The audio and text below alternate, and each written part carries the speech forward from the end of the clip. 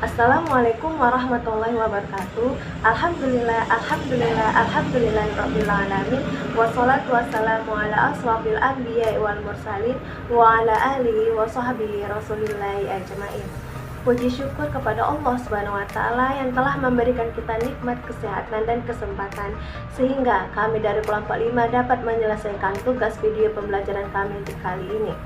Tak lupa pula salawat beriringan salam kepada Nabi besar Muhammad SAW karena beliaulah suri tauladan kita dalam menyempurnakan agama Islam. Tak lupa pula yang saya hormati dosen pembimbing ilmu pendidikan Islam yaitu Ibu Dr. Andes Abrahul Fadila Daulay dan yang saya sayangi teman-teman sekalian.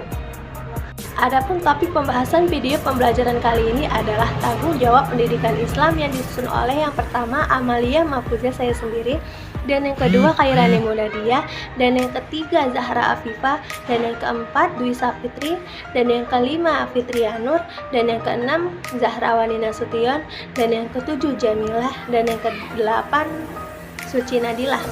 Baiklah, langsung saja simak hasil video kami yang akan kami tampilkan. Selamat menyaksikan. Pengertian tanggung jawab. Dalam perspektif Islam, tanggung jawab itu sama dengan amanah. Misalnya, anak, harta, dan jabatan adalah amanah. Artinya, sebuah kepercayaan yang dititipkan Allah kepada manusia untuk dijaga dan dilaksanakan dengan sebaik-baiknya, dan akan diminta pertanggungjawabannya di akhirat kelak. Karena itu, amanah tidak boleh disia-siakan, tidak boleh salah gunakan dan dikhianati. Orang yang mengkhianati amanah termasuk kategori munafik. Dasar tanggung jawab itu karena setiap manusia adalah pemimpin atau khalifah di muka bumi. Nabi Muhammad SAW bersabda dalam sebuah hadis, artinya, setiap kamu adalah pemimpin dan bertanggung jawab terhadap setiap yang kamu pimpin. Berdasarkan hadis tersebut di atas, setiap orang punya tanggung jawab. Misalnya, orang tua bertanggung jawab atas kelangsungan hidup keluarga dan pendidikan anak-anaknya. Sekolah punya tanggung jawab untuk mengembangkan potensi akal dan rohani peserta didik sehingga cerdas, kreatif, dan berakhlak mulia. Dan pemerintah punya tanggung jawab atas pelaksanaan wajib belajar, pendidikan sekolah, mengelola administrasi, menyiapkan tenaga pendidik, gaji guru, dan melakukan evaluasi pendidikan. Makalah yang sederhana akan menjelaskan tentang tanggung jawab pendidikan Islam ditinjau dari sudut iman, akhlak, fisik, akal, rohani, dan sosial. Bentuk-bentuk tanggung jawab pendidikan Islam. 1. Tanggung jawab iman. Iman ialah keyakinan yang ditegaskan dalam hati, dinyatakan dengan lisan, dan diamalkan dengan anggota badan. Keyakinan inilah yang harus ditanamkan pada peserta didik sehingga mereka memahami tentang rukun iman, yakni iman kepada Allah, iman kepada para malaikat, iman kepada kitab-kitab, iman kepada Rasul, iman kepada hari kiamat, dan iman kepada qadar dan qadar Allah. 2. Tanggung jawab pendidikan akhlak. Akhlak seperti yang dijelaskan oleh Ibni Miskawi ialah keadaan jiwa manusia yang bersifat tinggi dan rendah. Miskawai 1997. Ahmad Amin menyebut kelakuan manusia yang baik tanpa dipikirkan dahulu. Amin 1999. Pada sisi lain, akhlak itu adalah perbuatan baik dan buruk manusia yang alat ukurnya adalah Al-Quran dan Sunnah. Akhlak berbeda dengan etika dan moral. Bedanya dari segi alat ukurnya ialah akal manusia.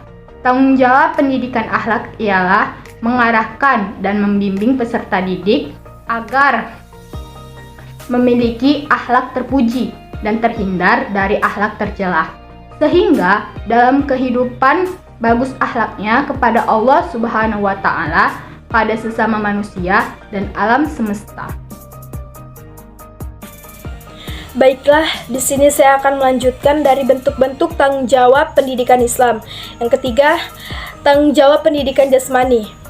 Jasmani maksudnya fisik yang sering disebut juga inderawi yang terdiri atas seluruh anggota tubuh. Tanggung jawab jasmani adalah mengantarkan tubuh menjadi sehat dengan terpenuhinya asupan gizi yang cukup. Dalam bahasa ilmu kesehatannya ini, makanan 4 sehat 5 sempurna. Terus yang keempat, tanggung jawab pendidikan akal. Makna akal ialah daya kemampuan berpikir yang ada pada diri manusia. Akal itu bukanlah otak, tetapi hati manusia. Akal adalah potensi yang sangat luar biasa yang merupakan anugerah terbesar dari Allah kepada manusia. Akallah yang dapat berpikir tentang teologi, metafisik, Allah, alam, dan manusia. Akal terbagi menjadi 4. 1. Akal material, dan yang kedua akal bakat, ketiga akal aktuil, dan yang keempat akal mustafad. Akal material maksudnya adalah akal yang dapat menjelaskan secara deskriptif ataupun apa adanya. Yang kedua akal bakat. Akal bakat adalah akal yang sudah mulai menangkap dan menerjemahkan. Yang ketiga akal aktuil, akal yang dapat menjelaskan dan menerjemahkan. Sedangkan akal mustafad ialah akal yang tidak hanya mampu menjelaskan, memahami, tetapi sudah dapat menafsirkan secara sempurna. Karena itu, dalam pandangan para filosof, tanpa bantuan wahyu, akal mustafad dapat menjelaskan kebenaran yang hakiki. Berbeda dengan pandangan para ahli ilmu kalam, mereka menyatakan bahwa akal manusia tidaklah dapat menjelaskan kebenaran secara mutlak tanpa bantuan wahyu. Dan disinilah pentingnya Allah mengutus para nabi untuk menjelaskan kebenaran-kebenaran yang mutlak. Pendidikan rohani. Istilah rohani adalah bahasa Indonesia. Istilah yang digunakan oleh Al-Quran adalah an-nafas. Jiwa terbagi 3. 1. Jiwa al-lawamah. Saya jelasin. Al-mawah yaitu menyelesai diri dalam sifat ini. Manusia sangat diwajarkan ketika merasa menyesal atas diri sendiri dan cenderung mencela dirinya seperti yang dijelasin dalam firman Allah dalam surah Al-Qiyamah. Dan aku bersumpah dengan jiwa yang amat menyesali diri sendiri. 2. Jiwa al-muniyah.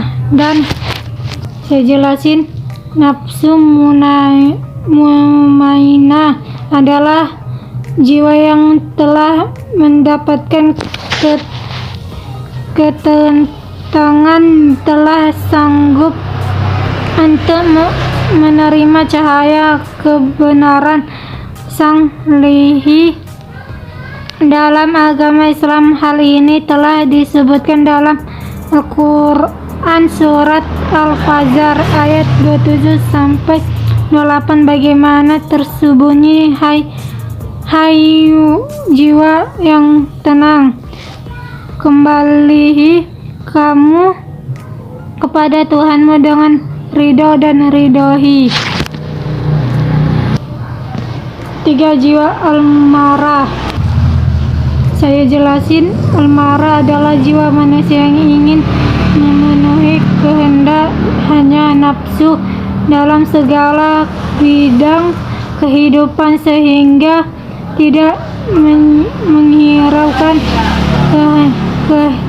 kedah agama. Misalnya sejak bersifat takabur, lomba, takma, kikir, senang menyakiti orang lain dan lain-lain. Sebagai pemikir pemerhati pendidikan Islam, sejak masa kanak-kanaknya, anak tumbuh berkembang dan berpijak pada landasan iman kepada Allah dan terdidik selalu takut, minta pertolongan, dan berserah diri kepadanya. Ia akan memiliki potensi dan respon secara instingtif di dalam menerima setiap keutamaan dan kemuliaan. Di samping terbiasa melakukan akhlak mulia, sehingga keluarga memegang peranan penting sekali dalam pendidikan moral atau akhlak untuk anak-anak sebagai institusi yang mula-mula sekali berinteraksi dengannya. Oleh sebab itu, haruslah keluarga mengambil berat tentang pendidikan ini. Pendidik harus menjadi uswatun hasanah bagi seorang anak, baik dalam keindahan berbahasa maupun kelunakan lisannya, karena menjadi contoh yang baik bagi anak merupakan suatu wadah untuk berhasilnya pendidikan yang diberikan kepada anak. Langkah pendidik orang tua serta yang bertanggung jawab dalam setiap kehidupan. Langkah-langkah yang harus dilakukan sebagai berikut. Yang pertama, melarang anak dari berbagai peniruan yang bersifat negatif. Nah, contohnya itu tidak menghargai sesama teman. Yang kedua itu mengejek teman. Yang ketiga itu melawan orang tua. Yang kedua, hendaklah meneliti apa yang kita tahu dari orang lain. Nah, contohnya itu banyak, tapi saya akan menjelaskan satu. Nah, itu seperti misalnya ada orang menyampaikan informasi yang belum kita tahu, tapi belum tentu itu benar. Makanya kita harus menyaringnya, apakah itu benar atau tidak. Yang ketiga, larangan tenggelam dalam kesenangan. Yang saya tahu itu adalah kita berbahagia dalam penderitaan orang lain. Nah, keempat itu larangan bercampur baur. Apa sih larangan bercampur baur itu? Ya kan? Larangan bercampur baur itu dalam menafsir, dalam Al-Hafiz Ibnu Katsir mengatakan yang artinya Allah Ta'ala melarang hamba-hambanya dari perbuatan zina dan perbuatan yang mendekatkan kepada zina, yaitu berikhtilat atau bercampur baur dengan sebab-sebabnya dan segala hal yang mendorong kepada zina tersebut. Umdatut Tafsir 2-428. Jadi kesimpulannya adalah tanggung jawab dalam pendidikan Islam seperti amanah kita terhadap anak dalam mendidik dan amanah dalam jabatan. Oleh karena itu, amanah yang dititipkan oleh Allah untuk kita sebagai pendidik harus tanggung jawab dalam mendidik anak. Itu suatu kewajiban dan kepercayaan bagi pendidik. Dan masing-masing harus mempunyai potensi akal dalam pendidik dan peserta didik tersebut. Itulah tadi hasil video yang kami sampaikan. Apabila ada kesalahan dan kekurangan dalam menyampaikan, kami mohon maaf. Semoga video pembelajaran kali ini bermanfaat bagi kita semua. Terima kasih. Assalamualaikum warahmatullahi wabarakatuh.